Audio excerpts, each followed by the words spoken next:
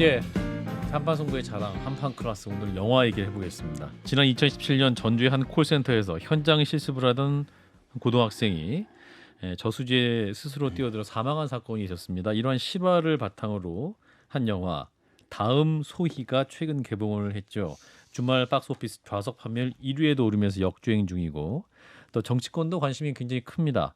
더불어민주당, 정의당, 국가인권위 등에서 단체 관람도 했고 박홍근 민주당 원내대표는 윤 대통령이 꼭 봤으면 좋겠다. 보기를 간청한다라는 말까지 했던 화제 영화이기도 합니다. 그래서 오늘 그 화제 영화 다음 소희의 정주리 감독을 모셨습니다. 감독님 어서 오십시오. 안녕하세요.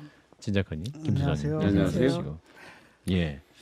박홍근 더불어민주당 원내대표가 윤석열 대통령 영화를 보길 간청한다 그러면 안 돼요. 대통령 절대 이 영화 보시면 안 됩니다라고 해야지 그분이 보시지. 다른 전략을 썼어야 되는데 그렇죠. 절대 안 보면 좋겠다 이렇게. 예. 자 일단은 다음 소희. 저도 영화를 오늘 보고 굉장히 큰 감명을 받고 정말 잘 봤는데 감독님 이 영화 어떻게 만들어야겠다 이제 작품 선택의 계기가 있으셨을 것 같아요. 처음에는 네. 저희 제작사에서 네. 이 사건을 영화로 만들어 보자고 먼저 제안을 해주셨고요. 예. 그게 2020년 말이었어요. 그 제안을 받은 게. 예.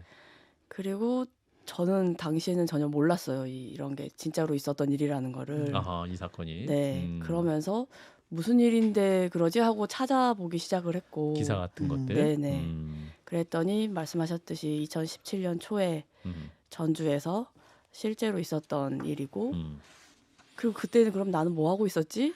돌이켜 봤더니 한참 대통령 탄핵 심판 와중이었더라고요. 아하. 그러면서 그때는 저도 이제 모든 관심이 거기에만 집중되어 촛불 있었고. 집회에 있었고. 네.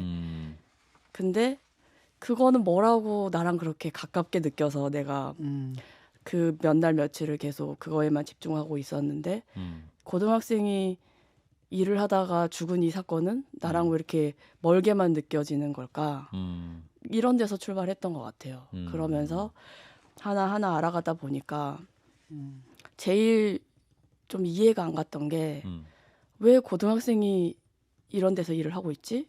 그리고 그 일 자체도 성인이 감당하기도 힘든 그런 일이었고 그런데 그렇다면 이거는 우리 교육 시스템 안에서 지금 벌어지고 있다는 건데 네. 이게 도대체 납득이 안 가는 거예요. 그러면서 이제 좀 더 얘기를 좀 해봐야겠다. 네, 그랬습니다. 사실 실업고 학생들 같은 경우는 소위 말해서 취업 실습이라고 해서 3학년 때 현장 실습을 가는데 이 학생 같은 경우는 본인 전공은 애견학과였죠. 맞아요. 그래서 전혀 상관없는 일이었고 네. 가서 직접 맡은 업무는 그 LG 플러스에서 이제 그 자기 전화 더 이상 서비스 쓰기 싫다. 끊으려고 전화한 사람을 끊지 말라고 해야 되는 그러니까 이게 베테랑 상담사도 감당하기가 굉장히 어려운 일인 건데 누가 기분 좋아서 전화 끊으려고 전화를 하겠어요. 그런 일들 이제 맡겨놓고 건수를 체크하고 예 건수를 못 채우면 야근을 시키고 이제 이런 작업들이 고등학생들한테 벌어졌다는 게 사실 참 네. 믿겨지지가 않는 얘기죠. 네네, 그랬습니다. 영화 제목이 또 굉장히 좋습니다. 다음 소희. 어떤 의미로 감독님 다음 소희로 하신 걸까요? 그래서 이제 영화를 만들어야겠다 결심을 했는데 네. 그게 이 사건 자체도 너무나 충격적이었지만 더 들여다 보니까 이런 일이 이제 콜센터에서 일을 하다가 이렇게 된 경우는 이 친구지만 이 현장 실습을 하다가 그렇게 사고를 당하거나 스스로 목숨을 끊거나 하는 경우가 그 전에도 있었고 그 이후에도 그러니까 저는 이제 나중에 알았으니까요. 그 이후에도 있고 이것들이 계속해서 반복되고 있다는 그 인식이 되게 컸고요. 그래서 이 반복이 계속돼야 하는 것인지 이런 얘기를 해보고 싶었어요. 그러면서 다음 소희라는 제목으로 지었습니다.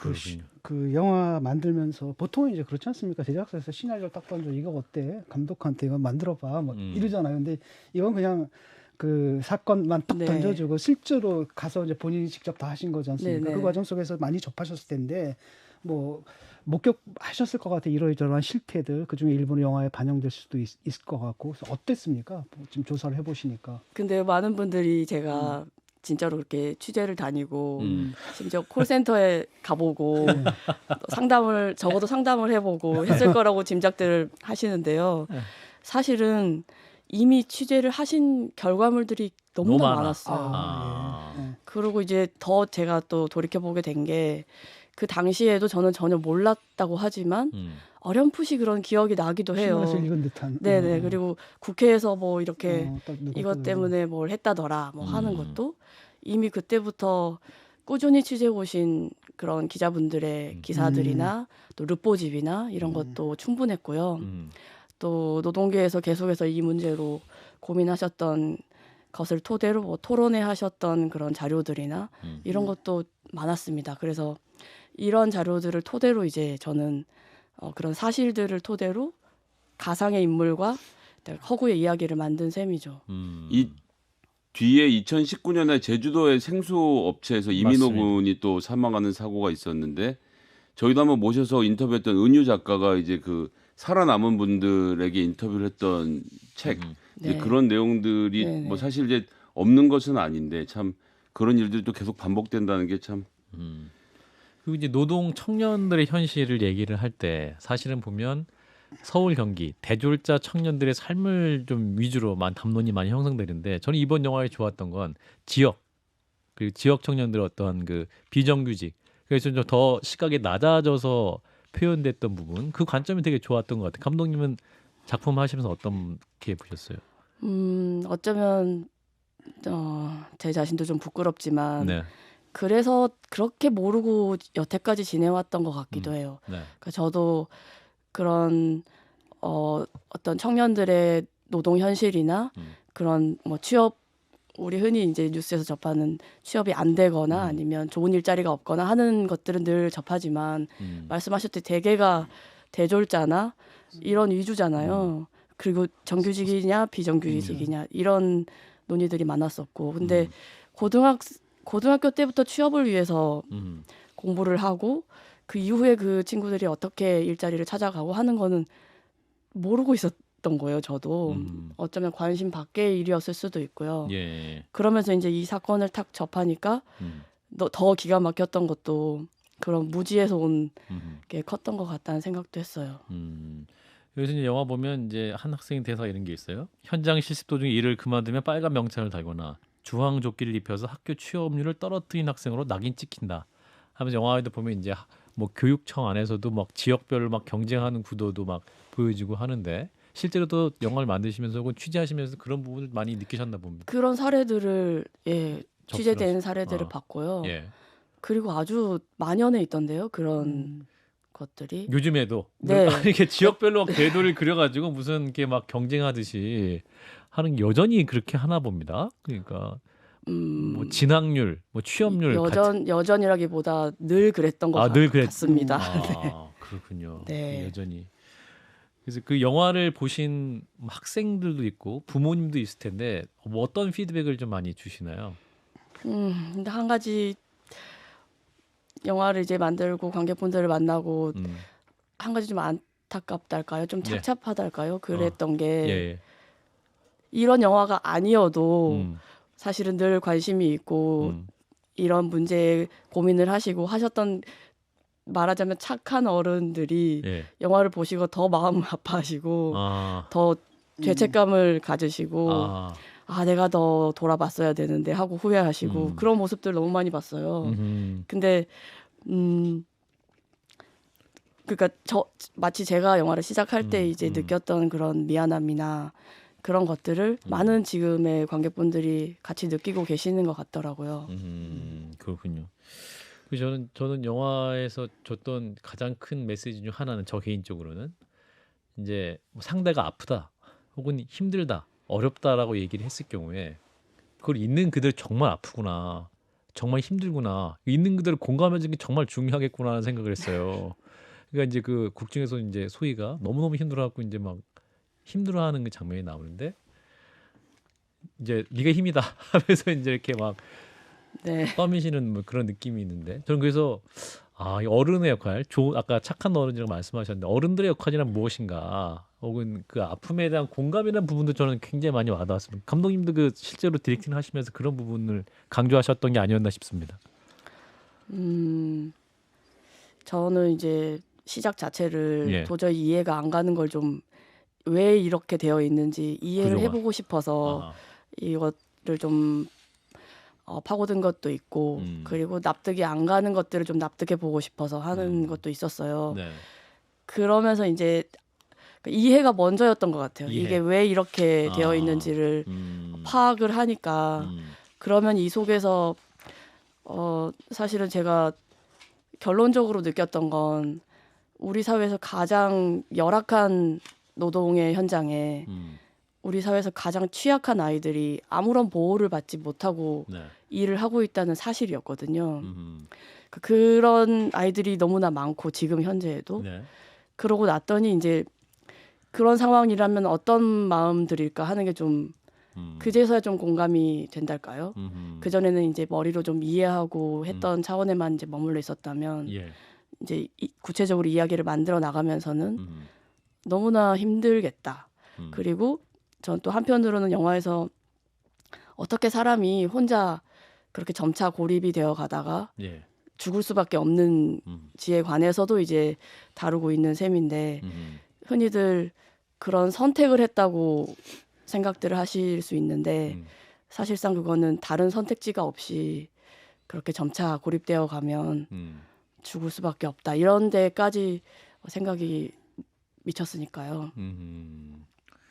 이제 감독님이 전작은 도희야 가정 폭력을 주제로 한 영화였고, 예 이번 주제라기면 좀 약간 어폐가 있습니다만, 예 그리고 다음 소위 역시 이제 현장 실습생이었는 부당한 대우 이러한 주제를 다루신 어떤 감독님만의 어떤 그 영화 선택 및 어떤 그 연출에 대한 선택 기준이 있으셨던 겁니까? 도희야 너무 오래 전에 만든 영화인데요. 네. 물론 이제 그 주인공 도희라는 소녀가 그런 가정 폭력 그리고 그런 상황 속에 놓여 있는 것도 사실이고 또 그 소녀를 만나게 되는 또 다른 주인공인 이제 영남이라는 주인공이 있는데 경찰로 나오는 그 사람은 우리 사회에서 성소수자로서 또 소외되어 있고 또 억압받고 있는 그런 상황에서 이 두 사람이 어떻게 보면 굉장히 외로운 처지에 놓여 있는 두 사람이 만나는 이야기를 했던 거고요. 그때도 사실은 다른 어떤 제가 어떤 사회적인 메시지를 이렇게 담아야겠다라기보다는 예. 그런 조건이라면 사람이 얼마나 외로워질까 아하. 하는 게 좀 더 컸던 것 같아요. 그 보여주기, 감정들이. 드러내기 뭐 네. 이러한 부분에 포인트가 있었던 거군요. 그걸 좀 파고들었던 것 같고요. 그 감정에 대해서. 예. 이번 영화에서도 물론 이제 훨씬 더 현실에 있었던 일이기도 하고 하니까 당연히 사회적인 것들을 담을 수밖에 없지만 네. 여기도 마찬가지로 그 속에서 이 아이가 얼마나 힘들었을지 그 마음이 어떤 변화들을 겪었을지 그게 가장 컸던 것 같아요. 그래서 굳이 또 저는 이제 할 수 있는 게 영화를 만드는 거니까 영화를 꼭 좀 표현해 보고 싶다 하는 그게 가장 큰 동기였던 것 같습니다. 예, 갈수록 저희는 임무는 영화를 궁금하게 만드는 것이 목적이기 때문에 스포일러로 가면 안 스포일러 가면 안 되고. 근데 예, 그 두 영화 모두에서 이제 배두나 배우가 배두나 씨. 나오더라고요. 그래서 네. 어떻게 함께 작업을 하시게 됐는지 캐스팅이라든지. 또 그 과정 속에서 또 뭐 에피소드 같은 게 있으면 소개해 요즘 주시면. 천박한 질문이지만 몸값이 굉장히 비싼 배우 아닙니까? 네, 천박하네요 그럼요. 진짜. 너무 비싼 배우죠. 예. 예, 세계적인 배우이기도 하고, 네. 그죠? 예, 깜짝 놀랐어요, 사실은. 예, 배두나 배우와의 작업을 이제 말씀드리려면 이제 첫 영화부터 말씀을 드려야 되는데 말씀 주세요. 예. 네. 저는 이제 8년 전에 영화 처음 만들 때는 전혀 모르는 신인 감독 그리고 전에 뭐 영화 현장에서 제가 일을 해본 경험도 전혀 없었으니까요. 예.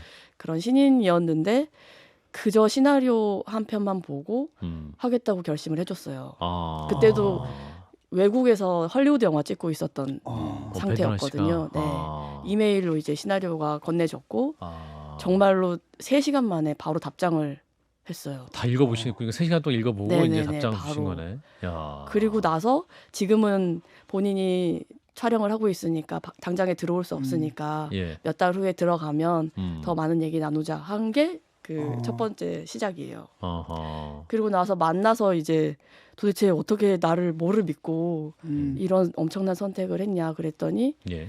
이 영화는 반드시 극장에 걸려야 된다. 그러는 거예요. 아. 그러면서 워낙에 이제 저예산 영화로 찍을 수밖에 없는 상황이었고 예산이 너무나 없었으니까요. 예. 그런 상태에서 본인이 만약에 본인의 원래 그 개런티를 받으면 제작이 불가능한 상황이고 그러겠죠. 네네. 예, 예. 그래서 오히려 그런 것을 제작비에 좀 더 음. 힘을 실어주는 방향으로 야. 그런 선택을 해준 멋진 배우입니다. 예. 천박한 질문이 정말 고귀한 느낌을 이끌어냈습니다. 그렇게 하려고 한 거예요. 베드라 씨를 드러내기 위한 질문이었다고 저희는 생각하고 있습니다. 예. 정확합니다. 자, 아니, 그렇게 해서 또 한 편을 더 아, 예. 찍겠다고 결심하기는 또 쉽지 않았을 것 같은데 같은 과정을 거쳐서 또 그러면 이번에도 같은 결심을 해주셨던 건가요? 그러니까 그러고 나서는 이제 사실은 저는 이렇게 사교적이거나 막 이렇게 사회성이 좋은 사람이 아니라서 예. 사실은 거의 한 5, 6년을 거의 이렇게 흔한 말로 잠수 탔다 그러죠. 아, 밖을 안 나가셨구나. 예, 거의 전혀 사회생활을 안 하고요. 그러셨어요? 네, 예. 전혀 저한테 그러니까 연락이 안 되는 상태로 그 오랜 시간을 좀 물론 이제 감독님이. 저 나름대로는 뭐 시나리오도 쓰고 하는 시간이 있었지만 예, 예. 네, 그렇게 지냈어요. 그러니까 아, 베두나 배우는 이제 그렇게 생각을 했대요. 이민 갔나 보다라고 생각. 감독님 안 계셔가지고 네, 네. 아. 연락이 안 닿으니까. 연락이 안 네. 닿으니까. 그러고 지내다가 갑자기 이제 또 시나리오가 한 편 이메일로 이메일로 이제 또 온 또 거죠. 오니까 그 이번에 몇 시간 만에 연락이 왔어요. 그리고 밤에 이제 시나리오 갔는데 그 다음 날 아침에 아침에 옛날보다 네. 좀 느려지셨네요. 하겠다. 이제 스타가 아니 뭐 술 먹고 계시다가 아침에 일어나서 요즘에는 이제 시나리오 더 많이 올 테니까 과거에 비해 더 많이 이렇게 올릴 테니까 마치 그 송강호 씨와 봉준호 감독처럼 우리 감독님과 배두나 씨의 관계도 약간 그렇게 더 발전할 수 있는 가능성이 너무 보입니다. 그러면 너무 좋죠. 예. 자, 그 청취자 중에 이제 영화 내용은 다 공개할 수는 없겠지만 왜 소희는 안타까운 선택을 할 수밖에 없었는지 어떤 지점들이 있었다고 보시면서 어떤 연출을 하셨는지 궁금합니다. 감독님 이런 네. 말씀해 주셨어요. 그러니까요. 아까도 잠깐 말씀드렸지만 선택을 했다기보다는 그렇게 점차 그렇게 고립되어 가서 결국에는 다른 방법이 없었던 것 같아요. 그게 이제 그러면 많은 분들이 그게 그렇게 힘들었으면 일단은 회사를 그만두면 되지 않았을까 하고 너무나 안타까운 마음에 이제 예, 그렇게들 생각하실 수 있는데 예. 영화를 보시면서 왜 그만둘 수도 없는지 네, 그 부분도 좀 고심해서 표현하려고 노력했어요. 한번 생각해 주시면 좋겠습니다. 왜 그만둘 수 없는지. 네. 영화를 보시라는 말씀입니다. 예. 또 그 배두나 씨 이제 대사 중에 이런 대사가 있었습니다. 누구 하나 내 탓이라 말하는 사람이 없다라는 그 대사. 그 부분을 또 굉장히 많은 분들이 공감했다라는 말씀을 많이 주셨는데 이제 사건을 이제 추적을 하면서 이제 여러 이제 장면들이 나오지 않습니까? 근데 그 부분에서 이제 배두나 씨가 이런 표현을 하게 된 건데 사실 영화의 메시지가 어떻게 저는 듣다 보니까 약간 시사 프로그램 같은 느낌이 살짝 들고 어떤 대사 자체가 메시지다라는 되게 좀 직접적으로 다가왔었어요. 네. 어떤 감독님이 실제 의도하셨던 것인지.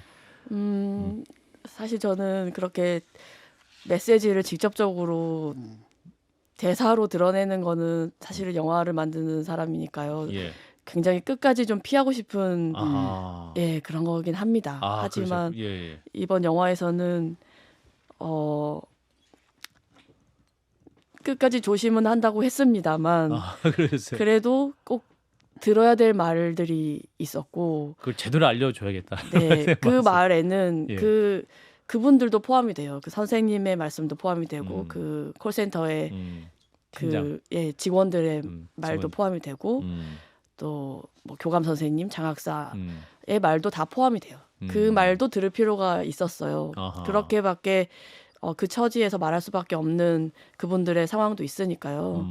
그와 동시에 그래도 뭔가 이 책임을 늘 회피하려고만 하는 책임이 있는 사람들이 그러려고 하고 쉽게 다른 쪽으로 그것들을 돌릴 수 있다고 생각하는 좀 만연한 그런 게 있으니까 거기에 누군가는 너무 당연한 말을 할 필요가 있다고 생각했어요. 그게 이제 형사 유진의 입을 통해서 이제 전달된 말이긴 합니다. 이게 당시 2017년 3월에 벌어졌던 일이었고 그 당시에 야당이던 민주당의 을지로위원회가 이제 이 사건에 개입을 해서 교섭을 시작을 하는데 어쨌든 정권이 바뀌는 국면이었잖아요. 바뀌는 국면이었는데 을지로위원회 가서 우리나라 제일 큰 정당에 가서 붙어서 싸웠는데도 제 기억에 한 3달 정도가 걸려서 공론화가 됐고 거의 6달 지나서야 LGU 플러스에서 자기들이 사과 및 뭐 재발 방지 대책을 내놓는 만큼 시간이 많이 걸렸어요. 근데 이게 어쨌거나 그 당시에 이렇게 해서 정당이 이슈를 만들어서 붙어서 그랬던 건데 이런 규모가 아니라 이런 학생들이 정말 이런 일을 당했을 땐 그 부모의 입장에서는 뭘 사실 뭐만 하면 뭐 자식을 앞세워서 이런 얘기들을 하는 상황이 돼서 실제로는 이렇게 해결되는 거는 정말 오히려 거꾸로 좀 예외적이고 다른 건들은 제대로 알려지도 못하고 못 쳐진다는 점에서 참 안타까운 일들입니다. 그러니까 상대가 누군지도 불분명한 거 아니야. 도대체 누구랑 싸워야 되는 거야? 그렇죠. 학교랑 싸워야 돼? 교육청이야? 아니면 업체야? 네. 그렇죠. 그 당시에 이 말씀도 꼭 드리고 싶었던 건데 영화 속에서는 이제 이 형사가 나타나서 이런 일들을 이렇게 따져 묻고 하는 것처럼 이제 됐습니다만 예. 실제 현실에서는. 현실에서는 이런 아까 말씀드렸던 아버지께서 이렇게 경찰서도 찾아가시고 학교도 찾아가시고 교육청에도 찾아가시고 그랬었던 거예요. 아하. 그리고 또 취재하신 분들도 마찬가지고 또 노동계에서 그 당시에 이 사건 계속해서 쫓아가셨던 분들도 그분들이 하신 일이에요. 그렇군요. 그럼에도 불구하고 다 그 업체는 하청업체라고 하면서 우리는 그렇잖아요. LG 플러스에 전화를 걸었는데 정작 그 사람들은 자기들과는 상관없다는 식으로 계속해서 그러니까. 했다더라고요. 또 현실에는 형사도 없잖아요. 왜냐하면 형사가 맞아요. 딱 와가지고 그들도 나름의 무책임이 있거든요. 이건 자살이냐 타살이냐 이게 중요한 거지. 맞습니다. 어떤 그 동기가 뭐 이런 건 그들의 관심사도 아닐 테고.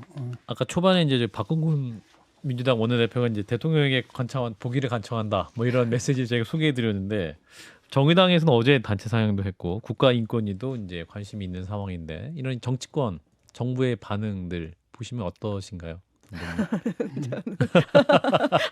고맙지만은 아니십니까? 이제 저는 이제 영화 감독이니까요. 예. 이 얘기 물론 힘들고 어려운 얘기지만 영화로 꼭 만들고 싶었어요. 영화로. 그 이유는 저는 그래도 영화의 힘을 믿거든요.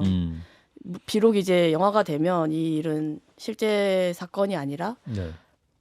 허구의 이야기가 되고 허구의 인물들을 담은 그냥 영화가 되는 거죠. 하지만 그래도 영화가 되면 이 관객분들 마음속에는 이 소희라는 아이로 이미 지금 현실에서는 죽고 없지만 또 그 죽고 없는 아이들이 소희라는 아이로 좀 살아남아서 좀 관객분들 마음속에 살아갔으면 좋겠다 하는 그 마음이 있었거든요. 그리고 그렇게 봐주실 거라고 믿었고 영화 자체로는. 네네. 근데 이제 당연히 한편으로는 뒤늦게 한 사람으로서 한 어른으로서 이게 영화를 벗어나서 좀 더 많은 얘기들이 오고 가고 뭔가 변화가 생기고 하면 좋겠다고 당연히 저도 바람을 갖고 있었고요. 네. 그제인가요? 그 법안이 그래도 국회 소위에서 22일 네. 네네. 현장 실습생 보호법. 네, 그 소식을 들었어요. 그 부분도 물론 전적으로 이 영화 때문이라고 할 수는 없겠지만 혹시라도 조금이라도 힘이 됐다면 그것부터 너무나 고마운 일이고 앞으로 더 가야 될 길이 많겠죠. 이제 그 일은 당연히 이제 그 일을 전문적으로 해주신 분들이 계실 거라고 생각하고 네, 실제로 힘을 갖고 계신 분들 있잖아요. 내년에 총선 나가실 분들. 예. 이것도 사실 여수에서 산재로 사망한 홍정훈 군 사건 예. 때 법안들을 잔뜩 발해놓고 1년 동안 묵혔다 이제 와서 또 이러고 있는 거예요. 사실은. 그 다음 소희가 한국 영화 최초로 칸 영화제 비평가지만 폐막작에 올렸다고 하더라고요. 근데 갔다 오셨죠? 반응 어땠습니까? 그 당시에는요 진짜 정신이 제가 하나도 없었던 게 촬영을 2월 28일에 마쳤는데 음. 그 영화제가 5월 중순에 열리거든요. 예. 그러니까 급하게 가편집을 막 해가지고 그 프리뷰 테이프라고 하죠. 이거를 일단 보내고 그리고 나서 이제 선정이 됐으니까 이제 영화를 진짜로 완성을 해야 되는 거예요. 예. 그래서 너무 정신이 없었어요. 그래서 음. 다 완성도 못 된 채로 일단은 갔는데 예 상영을 했고 마무리를 해야 될 것 같습니다. 아 네. 예. 그런데 일단은 예. 외국의 그 관객분들이 너무나 잘 좋아해 공감을 주셔서. 해주셨어요. 아, 너무 그렇군요. 신기했습니다. 보편적인 정서로 공감을 그런 거 해주셨다. 봅니다. 그렇군요. 예, 영화 다음 소위에 우리 정주리 감독님 만나봤는데요. 더 많은 또 감동과 메시지가 우리 한국 사회에 전달이 돼서 또 변화에 또 큰 힘이 되길 바라겠습니다. 감독님 오늘 말씀 고맙습니다. 아유 감사합니다. 좋아요? 구독! 알림 설정.